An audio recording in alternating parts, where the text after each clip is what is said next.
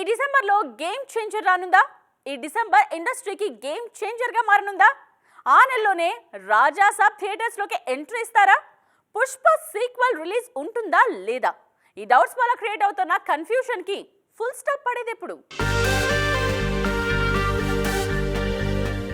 Announce చేసిన టైంకి పక్కాగా ల్యాండ్ అయితే డిసెంబర్ 6న థియేటర్లలో పుష్పరాజ్ అస్సలు తగ్గేదిలే మేనరిజాన్ని విట్నెస్ చేయొచ్చు ప్రేక్షకులు.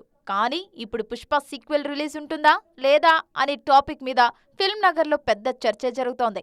మిగిలిన సినిమాల రిలీజ్ డేట్లు కూడా డిసెంబర్లో కనిపిస్తుండటంతో అనుమానాలు మరింత ముదురుతున్నాయి. మా సినిమా డిసెంబర్లో వచ్చేస్తుంది అని గట్టిగా చెప్పారు మంచు విష్ణు. పుష్పరాజ్ రాకపోతే ఆ గ్యాప్ ని క్యాష్ చేసుకోవడానికి చాలా సినిమాలు సన్నద్ధమవుతాయంటున్నారు క్రిటిక్స్.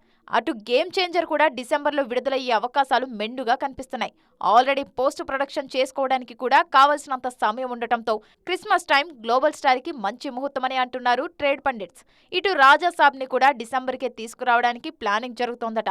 వచ్చే ఏడాది సంక్రాంతికి అనుకున్నారు రాజాసాబ్ ని. ప్రభాస్ సంక్రాంతికి వస్తే ఆ సీజన్ కి కచ్చీఫ్ వేసుకున్న మిగిలిన సినిమాల రిలీజులు డిస్టర్బ్ అవుతాయి.